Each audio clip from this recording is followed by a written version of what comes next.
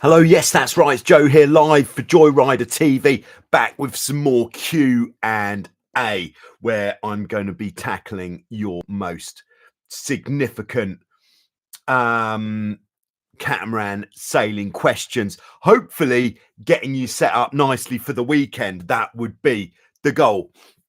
So I've been back out on the water today, not filming, doing some private coaching on a Hobie 16, as you might expect, and testing out the wonky knee. And I'm happy to say it was okay, except the wind was certainly not playing the game. It was a very gusty, shifty bit of breeze out there in Vasiliki Bay today.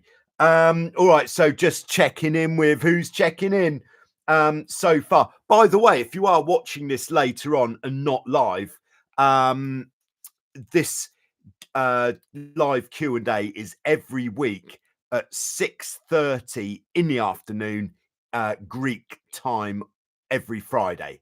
So if you'd like to tune in, get involved live, then you could put your questions in the live chat and we dive straight in and get on with it like that. So there we are.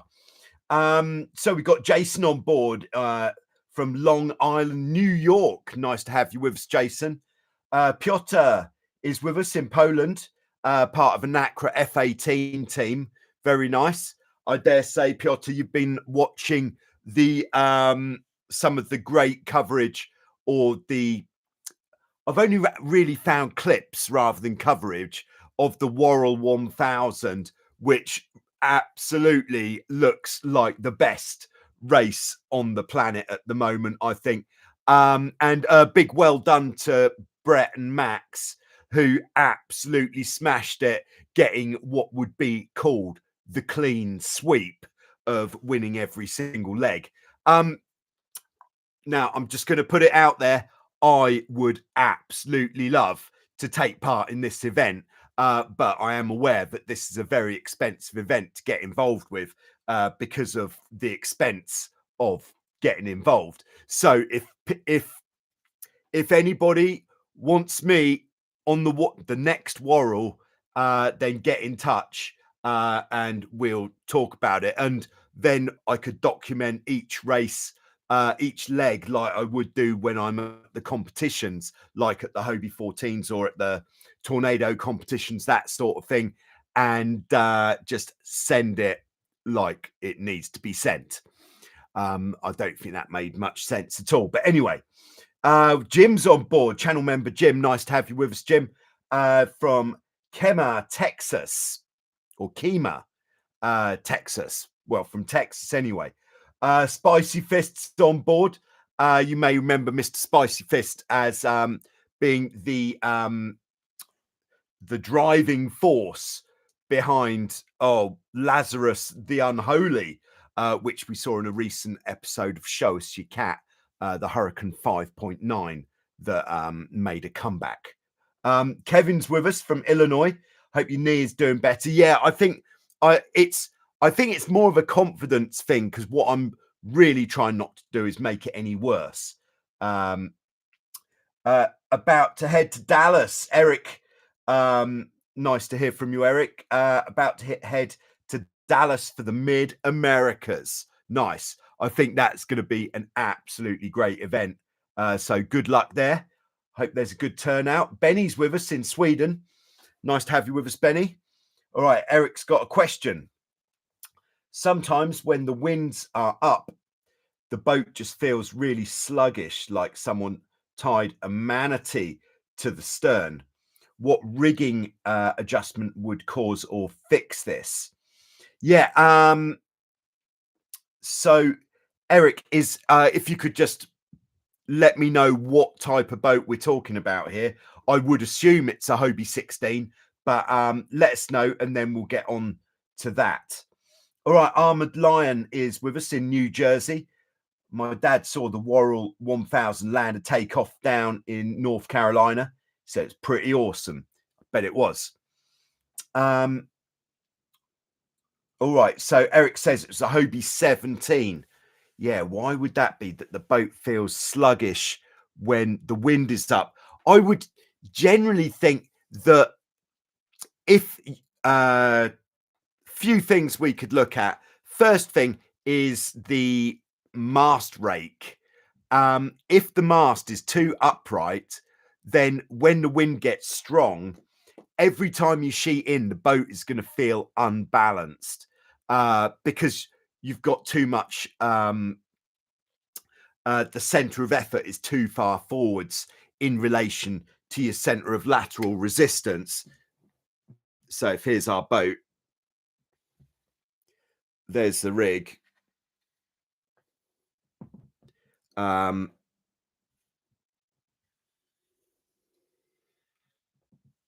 This is my attempt at drawing a Hobie 17. Not very good. I don't think, not my best work, but anyway. So if the center of effort, if we imagine our centerboard to be the center of lateral resistance, that is like, we could also call that our pivot point. So this is our pivot point. If the center of effort of the rig is too far forwards, like here, then that's further forwards than the center of lateral resistance. And what that is going to do is make the boat feel less balanced. It's going to make the boat want to turn. Either the helm is going to be very neutral, or if the wind is coming from the top, it's going to make the boat want to bear away fairly consistently, which gives you lee helm, which can make the boat, even if you've got such slight lee helm or very balanced helm, it can make the boat feel sluggish, like you say, if the mast is too upright. So if we can put the mast back enough so that this has come back, so that the center of effort and the center of lateral resistance pretty much line up. Now, you can't actually draw an X on the sail. That is the center of effort. But you can experiment with just putting the rig back one hole at a time and just see how that makes it feel. One fairly obvious thing. So that is one route to making the boat feel better when the wind gets up. Another one, which it could be, Eric says, I have a lot of rake and tend to have weather helm. Okay, so all right, so second thing that it could be is, and this is a really obvious one, is your rudders. If your rudders, when the boat starts moving a bit more quickly, if they are allowed to come back slightly, then it's going to make the boat feel sluggish. So that is number two. And that is whether the rudders, let's get our trusty rudder stock. So that is if the rudder blade isn't held into the stock as tightly as it can be, or if looking this way, the hand is the rudder blade, if it is allowed to kind of tilt from side to side, then actually that kind of tilting from side to side of the rudder blade, if it's tilting a little bit at the top, that's going to be kind of multiplied down the length of the rudder blade. And when you get to the bottom, that's going to be a significant amount of movement, which when you start loading the rudder up in a stronger wind, it actually feels like somebody has chucked something out of the back of the boat and it's like the brakes have gone on. So yeah, that could really be the key. Now, the other thing that could be the key is you're not sailing with enough downhaul on. And when it comes to downhaul, you should be able to absolutely wind on as much downhaul as you physically can. And if it's difficult getting the downhaul on, take a look at your downhaul blocks and maybe if any of your blocks are worn, it's going to make it very difficult to get the downhaul on. So that's just a maintenance point. But what you can do is, with the boat pointing into the wind, wind the main sheet in as much as you can. That's going to pull the sail down, and then while the main sheet is in hard, pull the downhaul on, and you'll be able to get more downhaul on there. So just a few ideas. And then another one, actually, if it's upwind, if you feel like you're sailing with the brakes on, perhaps you're trying to you're trapezing too far forwards. So we're single-handed here. Oh, I think we had him the other way up last week.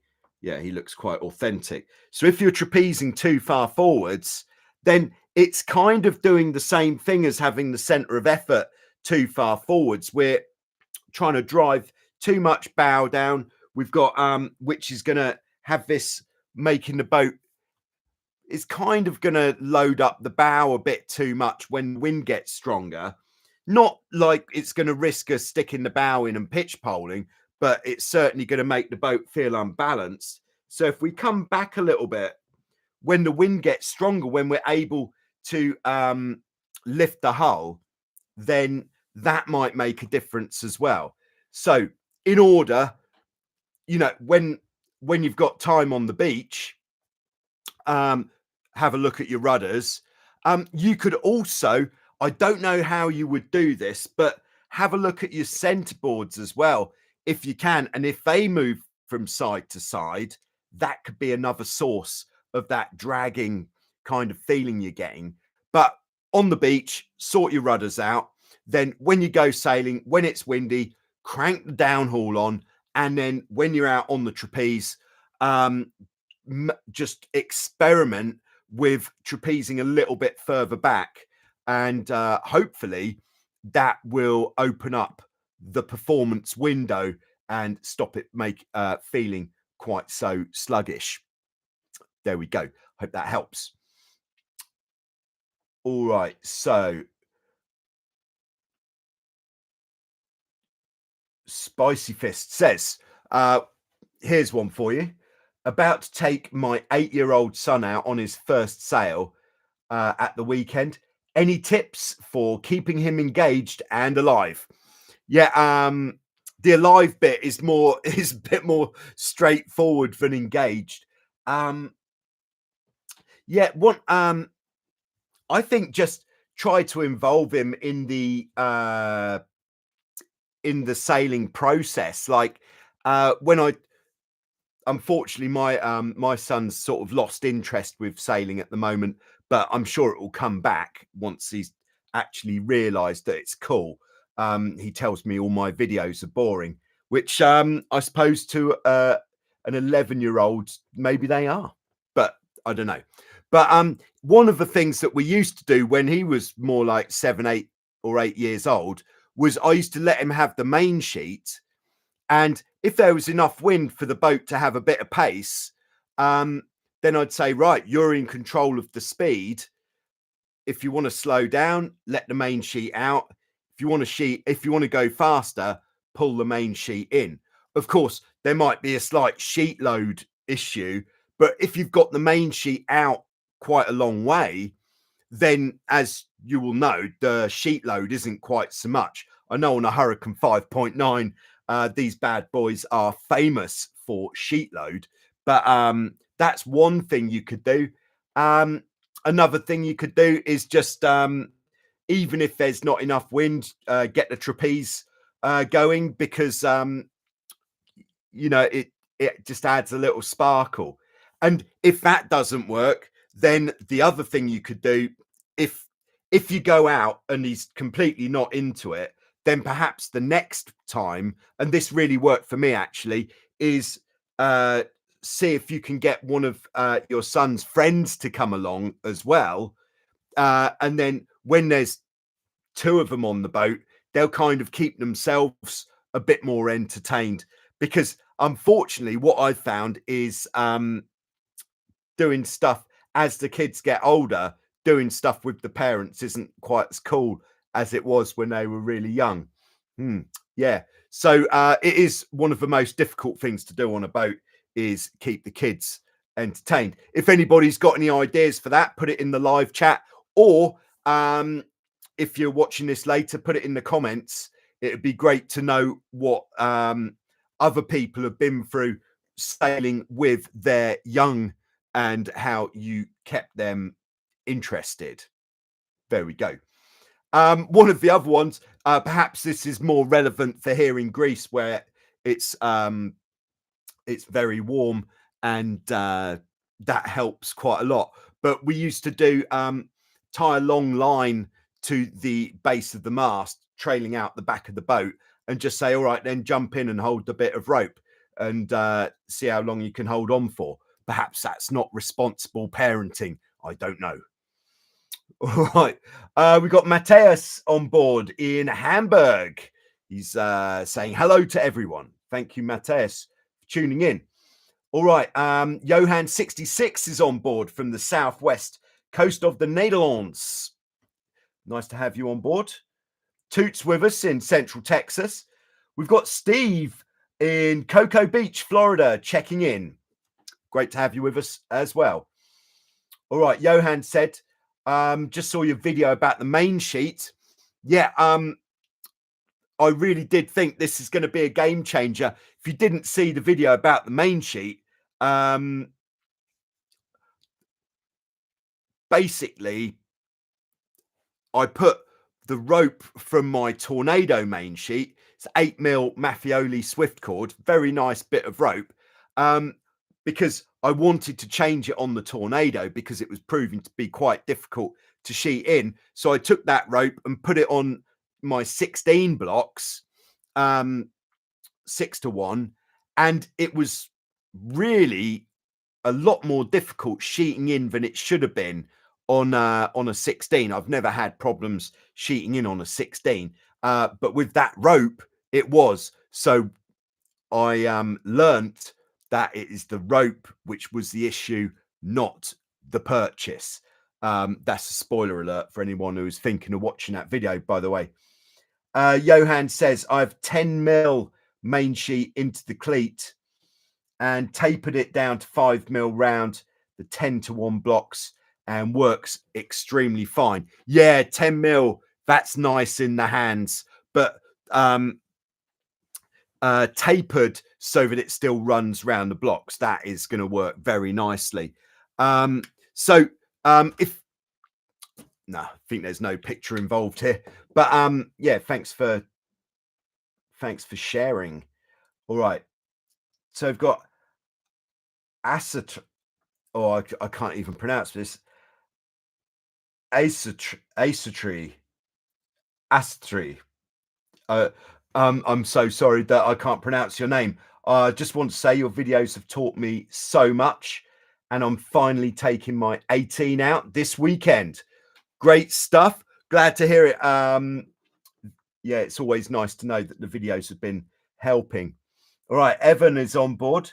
Are there no cats with a kicker, or are there downhaul and main sheet tension used to achieve the same thing? Yeah, so in answer to your question, you don't generally have a kicker on a catamaran. And the way you could think of it is that, you know, the purpose of a kicker. So if you're not familiar with a kicker or a kicking strap or boom vang, it's something that is pretty much all monohulls, they have it, and it would be a purchase system, very powerful purchase system, and what that does is it pulls the boom downwards, and it's used. The original reason for a kicking strap and why it's called a kicking strap was to stop the boom from kicking up and to hold it down. But then later on, when it started being used for performance, and what it does, if you've got a monohull with more of a triangular sail, you don't need as much leverage to get tension into the back edge of that shaped sail. So with the kicking strap, what it became used for is controlling the tension in the leech of the mainsail. So if you pull the kicker on, you get a tighter leech. That's going to help you to point upwind. And then when you're going downwind, you'd ease the kicker off, allowing the leech to twist a bit more and the boom to lift. Also, when you pull the kicker on, it bends the mast more, which can give you a much flatter mainsail. Now, the reason we don't use it on a catamaran, first reason is because the boats we sail have a lot of what we call roach, which is this curve outside of the straight line. It would have to be a tremendously powerful purchase system to get the amount of tension required to make any difference, really. And because on the boats that we're sailing as well, the rig is very tall, it means that that would really have to be a very powerful purchase system to make any difference. But the other reason we don't use it is because the main sheet, the job of the main sheet is leech tension. So it would be putting the main sheet out of work, out of a job. So one way we could look at it is that the main sheet does more of the job of the kicker does, like on a boat like a laser, and the traveller, which runs from side to side, does a bit more of the job of the main sheet on a laser. But if you actually thought, all right, then we're just going to use the main sheet as the kicker and the traveller as the main sheet, you'll probably spend quite a lot of time capsizing. So stick to what you do on the catamaran at this time. But that is why the kicker isn't widely used on catamarans. There we go. All right. Spicy Fish says, I'll definitely back to sailing with kids. I'll definitely throw him in with a rope. Great tip, Joe. I'll mention you in court. All right. I'd rather you didn't. Thanks. All right. We've got Mr. Tony KP on board in Ebeltoft, Denmark. Thanks for tuning in. And he says, everybody remember to hit the like button. Very wise words there. All right. We got in Television 101, Rob from Las Vegas, about to take our new to us Hobie 16 out for the first time. The previous owner removed the trampoline foot straps. Would this be of concern for beginners? Yeah, it's definitely something that I feel is an essential thing to have on the boat. If you're can we illustrate? All right, yeah, let's do it on this one. So if you're not familiar with toe straps, what they are is this would be the trampoline here, and they're basically webbing straps that run, all right, one on each side, just got one for illustration purposes. Webbing straps that run down the length of the trampoline, and what they're really good for is security. They give you something to hold on to, but more importantly, there's something that you could put a foot under.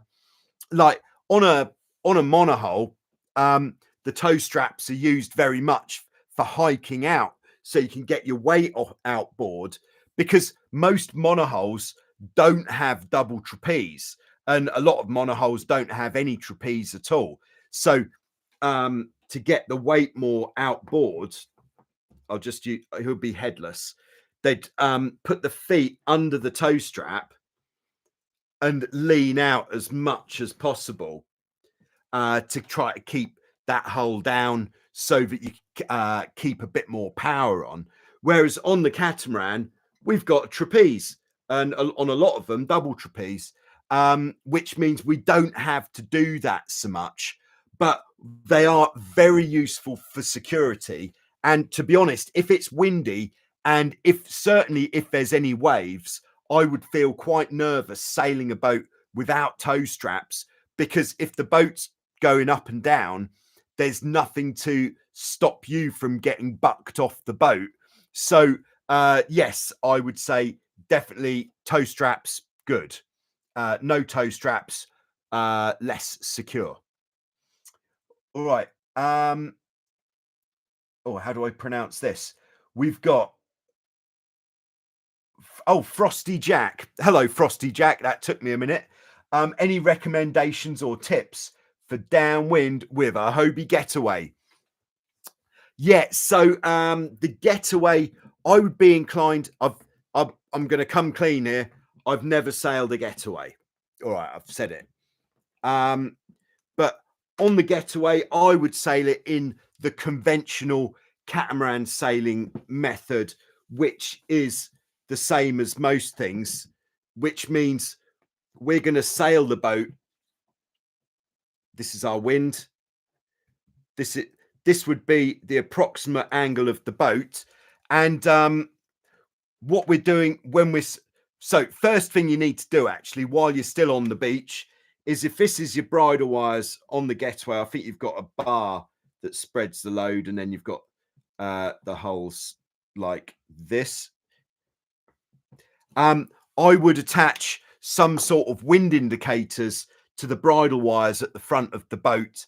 The best and most cost-effective wind indicator that I've ever come across is used to be VHS tape, but now I think now that VHS videotape is in slightly lower supply, you could find like on eBay or Craigslist or something some I think it's called data tape that like on these big reels that they used to have in these rooms full of reels.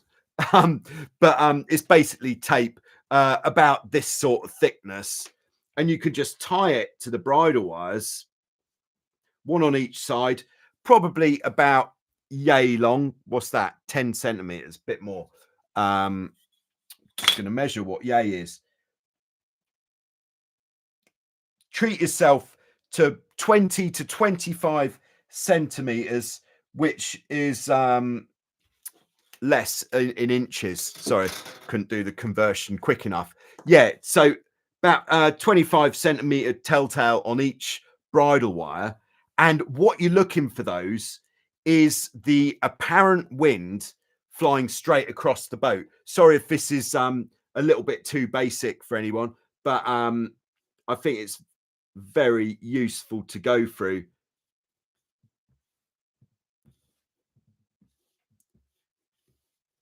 This is not a good picture, so I'm not even going to use that. So what we're looking for, if we're going to put our telltales onto here, is them flying straight across the boat. So this is the most important thing with downwind sailing, is as it is with all catamaran sailing. Question number one, where are we going? Your course is the most important. So the true wind would probably be coming in this kind of direction, and then we're creating this induced wind by going forwards, and the result is our apparent wind ends up in this direction. So that is number one. Number two, make sure that your main sheet and traveller are loose. All right, I've just got more in from Frosty Jack. I find not having a boom with the traveller all the way out or on most forward hole of the sail to let the sail open more. All right. Yeah, definitely have the sail pretty loose, and then keep an eye on the telltales on the sail. Like yeah, so I would go traveller all the way out, main sheet, and what I've started doing with the main sheet for quick reference is actually talking about, rather than how much you've got out, but if this is looking at the boat from behind, there's the back beam, is looking at the kind of angle that the main sheet is it at. So that would be the main sheet quite tight, where you could say, yeah, it's pretty much straight up. Whereas for your downwind, we're looking for more like a 45-degree angle. So you can see that the top block is really out diagonally from the bottom block. And that's a good way for a quick reference for how much to have the main sheet out. And then once you've got the main sheet in that rough position, in light winds, you're definitely going to want to have it as loose as possible. But once the wind starts increasing a bit, then you're going to need to start looking at the telltales on the mainsail. Apologies if you've done all this and it's like, yeah, of course I've done all that. But so what we're looking for with the telltales on the mainsail or on the jib as well is if that's the telltale on the side of the sail that we can see, and this is the telltale we can see through the sail, we're trying to get on the mainsail especially, we're trying to get these flying straight back at all times. If the one on the outside is lifting like this, or even like this, it means that the sail is in too tight. So we need to let it out. And if the telltales on the inside of the sail are lifting, it means the sail is out too much and we can pull it in a bit more. When the wind gets strong, it might not actually be possible to pull the sail in enough to get these inside ones flying. But the most important is that the sail isn't in too tight. Having the sail in too tight is going to kill your speed more than having it too loose. There we go. Another reason your getaway might not be going so well downwind, it is quite a heavy boat. And it could just be that the getaway isn't a quick boat downwind. It might be as simple as that. So those would be my first things to look at. I hope that helps a bit. We're going to jump back in to the chat. Thank you, Frosty Jack. All right, we've got Max on board in Rosenheim, Germany. 13 more days until Wildwind Beach. Nice. I look forward to seeing you when you get out here. All right, Evan says, have you ever sailed a foiling catamaran? I've seen the A-class flats, cats flying around at Rutland, and they're extremely impressive. Yeah, you might not believe this, but I have not yet had the opportunity to foil a catamaran. When that opportunity comes along, I am going to grab that opportunity with both hands, and yes, I will fly, I hope. Nice. All right. We've got Matthias on board from Switzerland. Just bought a Hobie FX1, and it has the Spinnaker and everything, but the Spinnaker pole and snuffer is missing. Can I use a windsurf mast as speed pole? Short answer, yes, you can. How do I know this? Because I've done this in the past. Yeah, so what do we need to do if we're using a windsurf mast as a spinnaker pole? Now, firstly, back in the day when I was using a windsurf mast as a spinnaker pole, it was back before the windsurf masts became RDM, reduced diameter. So it was an older, fatter windsurf mast. But the first thing we need to look at is how are you going to attach it to the boat? And yeah, so just getting the fitting that's going to attach the pole to the boat, that might be the most challenging part. You're going to need a spinnaker chute, which will have to be riveted onto the pole, or perhaps if you want to do a really nice job, you could actually epoxy the opening of the chute onto the pole. That would be pretty nice, actually.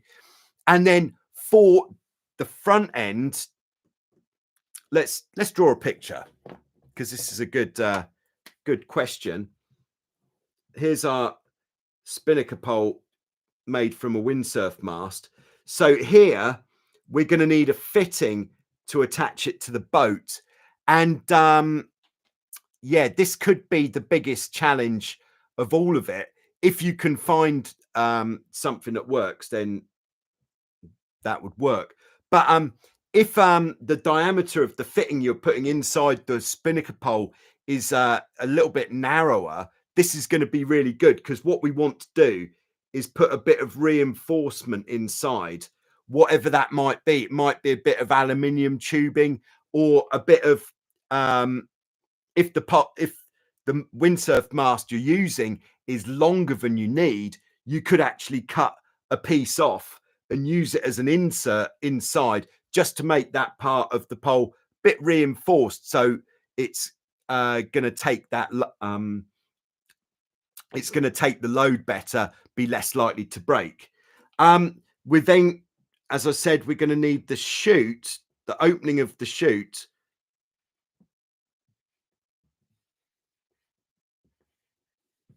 which would be like here, which if you did rivet it into the pole, I don't know how well that's going to work, because after probably quite a short time, where the rivets are going in, it's got quite a lot of up and down kind of pressure.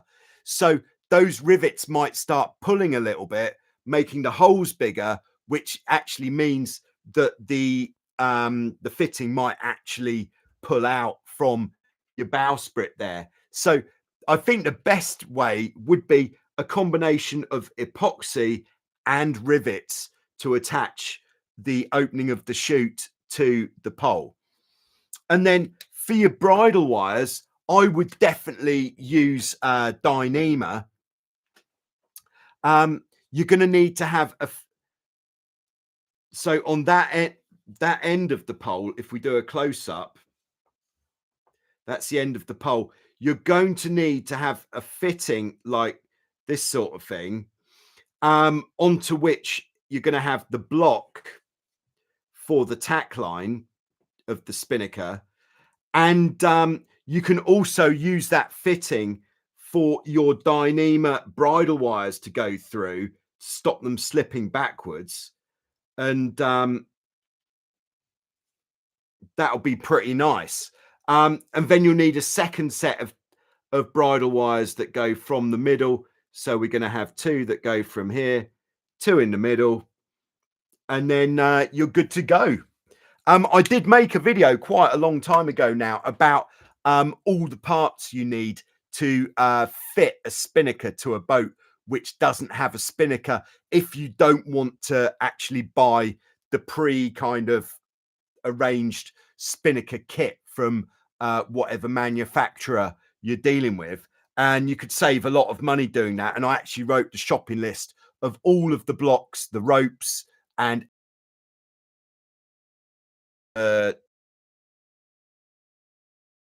thanks very much. Set Wingman on board. Wingman, I've got a preloaded question of yours that will come on in a minute. He says, if you do the Worrell, I can help you with ground crew stuff for Florida legs, and I'm friends with some people that have done and won the race before. Oh, great stuff. This is very good. I'd say this is almost a start. Let's stay in touch on this and see if we can make it happen, and actually come up with a plan for how we can have a Joyrider team in the Worrell. That would be absolutely amazing. Cool. So I'm just going to have a quick drink from my Joyrider TV bottle, available from totaljoyrider.com. I've had this now for, I don't know, about 4 years, and the drinks still taste just as good as when it was new. All right, so Sunset Wingman has come through with a question about Spinnaker pole height. Okay, So I'll read the question first. He's heard two thoughts on Spinnaker pole height. One is run the pole tip higher up so the Spinnaker is higher up in better wind, and others say run it as low as possible to keep the center of effort low to carry more power. In the classes you've raced in, like the Tornado, have people played around with that much? Maybe light air move the Spinnaker up, and in heavy air carry it low. Yeah, so the short answer is there hasn't been, in the classes of boat that I've been sailing, there hasn't been much talk of the height of the Spinnaker much at all, because you're kind of already restricted when you get the boat by what it is that restricts you. If we just have a quick drawing, we're going to go side on. And let's have a mast. Okay, and there is our Spinnaker pole there. So the thing that restricts you in how much you're able to move the Spinnaker pole up and down is by where the fitting is on the mast. Because the block for the Spinnaker pole at the top of the mast, most boats have some sort of either a rope or a bar of some description. So let's do a little close up of what goes on there. So if this is our mast, we would have something that runs around the mast like that. And then you'd have some sort of eye on the mast, like a fair lead kind of thing. And then the Spinnaker block would be just below this bar. I hope this is making sense. And so that would be attached with a rope that ties it off here. And the reason you've got to have that bar, I know this isn't directly answering the question, but we're getting there. The reason we've got this bar is because otherwise the pull from this fitting here would affect the rotation of the mast. So this bar is so that the mast rotation isn't affected. And the reason this is going to influence the height of the pole is because we want this block as close to the bar, or if it's a rope, as possible. Because if this moves away from the mast this way, then the head of the Spinnaker is just going to be able to drift basically forwards and backwards, which isn't going to give us a particularly positive. We're not going to be able to get a tight luff. It's going to be just not as good. Sorry, not a very good explanation there. But so the way that we're determining, with this in mind, the way that we're determining the height of the Spinnaker pole is like I did a video a little while ago where we want this so that when the Spinnaker is up, so that if you grab the Spinnaker with four hands, you can then fold it so that it rests, so you can push it down on to the bowsprit. With a smaller boat, like if you had a Spinnaker on an F16, for example, probably rather than 4 fingers, you could go 3 fingers on an F16, but certainly 4 fingers on a Tornado. And that is the tension that we're looking for in the luff. And because this fitting is in a fixed point, then that is going to govern the height of the Spinnaker pole. However, what I could say about pole height, it doesn't get played with much in when I'm going to races, but in monohull sailing, back in the day when we were sailing boats with symmetrical Spinnaker poles, symmetrical Spinnakers, which were flown off a non-fixed pole, is in heavier winds, you'd fly the pole higher to give the boat more lift. And in lighter winds, you'd have the pole lower to get more power out of the sail.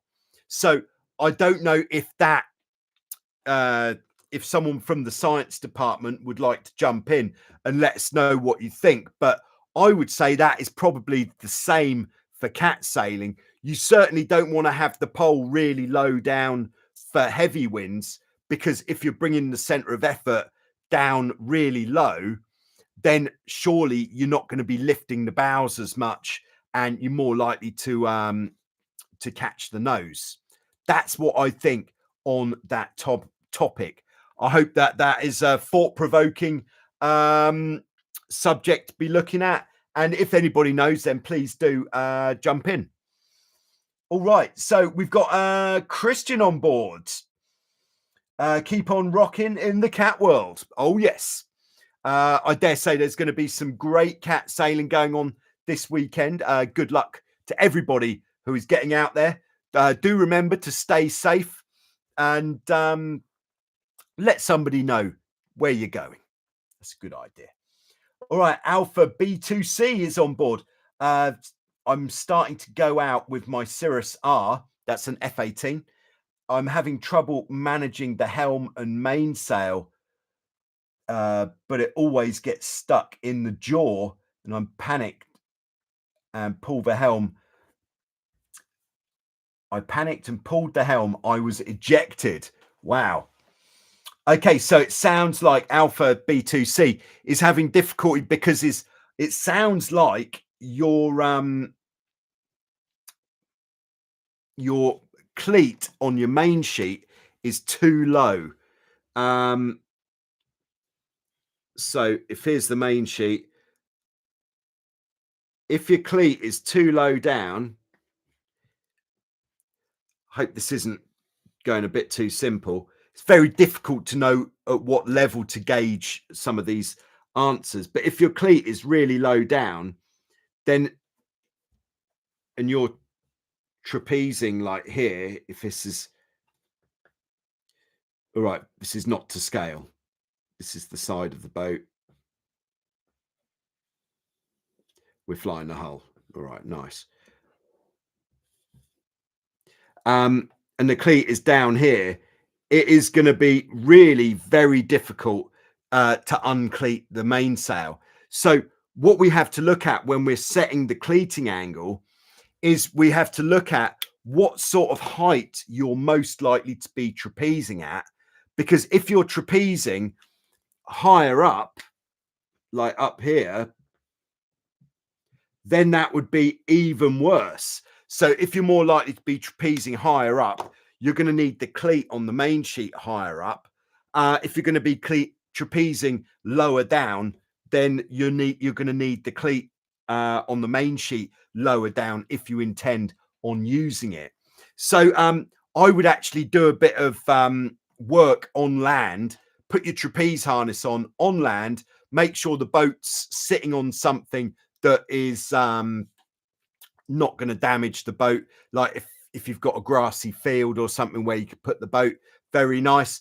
Get out on the trapeze, mainsail up, main sheet on, and just experiment with the cleating angle.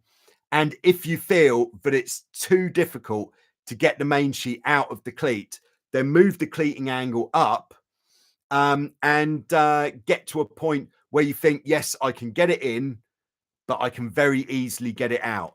And like I've said before, one of the first things when you get on a boat which is new to you and you start sailing, especially in the heavy winds, is just sheet in, uncleat, sheet in, uncleat, sheet in, uncleat, and just repeat that until uncleating the main sheet becomes absolute second nature. And that means there is so much less chance that you're gonna, when you get hit by a gust of wind, that you're gonna have a moment where you can't get the main sheet out of the cleat and, oh dear, this is getting emotional. Yeah, so that would be my suggestion there. All right, we've got Thomas on board. Hello, Thomas. Nice to have you on board. Next week, visit Vasiliki. This is great. Yeah, certainly is. Is that next week as in this weekend, or next week as in next weekend? Just interested. All right. Cuxolly is on board. Nice to have you, Cuxolly. My block is above the bar. Above the bar. Try to think what that means.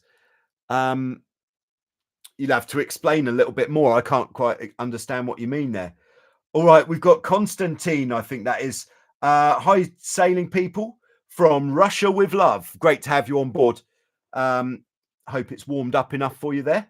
And sailing season is happening.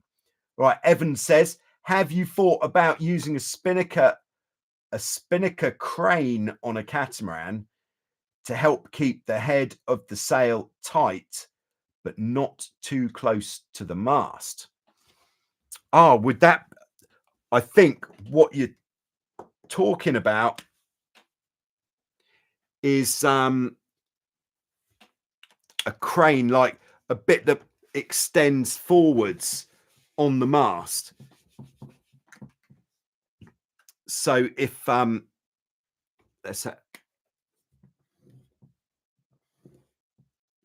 so to actually have a fitting that goes forwards like this, is that what we're talking about? Something like that? The short answer, if it is that, I would say no. I don't think I've ever seen anybody using something like that. Because also with something like this, the curveball that we're dealing with is we've got a rotating mast. So when the mast rotates, where's that going to go? Might go quite a distance. All right, so Cuxolly, above the bar on the mast for the Spinnaker. My block is above the bar. Right, gotcha. You drawed it under the bar on the mast. Yeah, so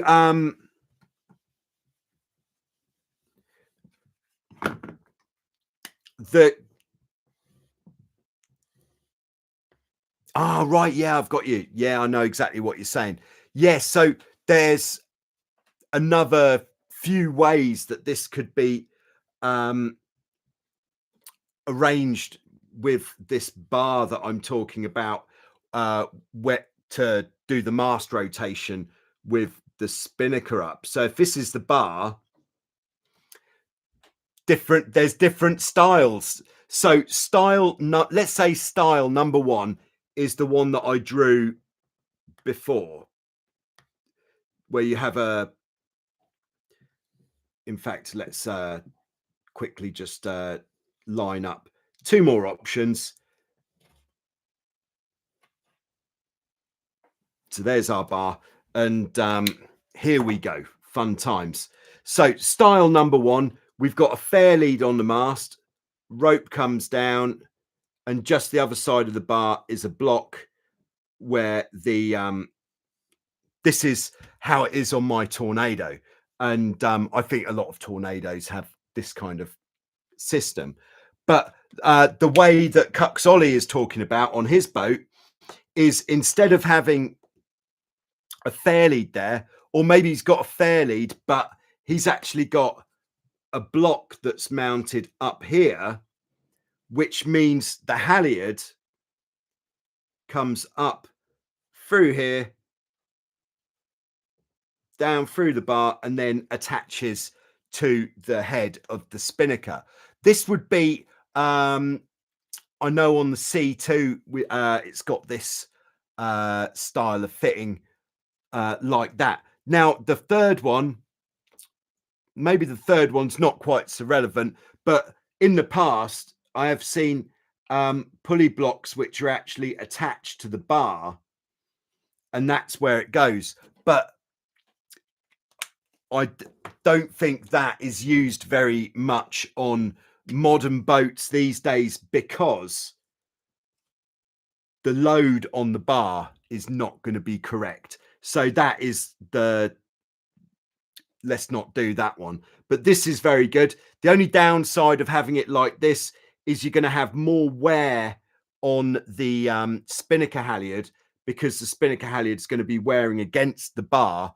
And also, I think quite important like this is if it is your Spinnaker halyards going under the bar, you're going to need to have a ball that is big enough to not go under the bar on the head of the Spinnaker. Like, I think I might even have one here. Right, just giving myself the shortest time to look for one. No, okay, I haven't got one here. Yeah, because if the knot that you've tied the head of the Spinnaker on goes under the bar, it can get jammed. So having a ball there is good. This is just going to have it slightly lower down, this system with the block there. Cool. All right. Very good. Thanks for, yeah, I forgot. I haven't seen one like that for a long time. All right. Evan says, yeah, it's used to stop the head of the sail. This is this crane thing dropping behind the mast too much. And on some classes I've seen in the UK, there's a really interesting symmetrical class in the UK called the Shearwater. Yeah, the Shearwater is very popular in the UK. And yeah, very old design of boat, which it's the only catamaran, as far as I know, which has a symmetrical spinnaker rather than asymmetrical. There we go. So I think that is all that we've got for today. So thanks very much for tuning in. Before you leave, don't forget to hit the like button. If you've got questions that you'd like answering next week, then do put them in the comment section below. And I will be back on Joyrider TV with some more soon. So if you're not yet subscribed, you should probably subscribe and try to keep your mast pointing upwards this weekend. Thanks very much.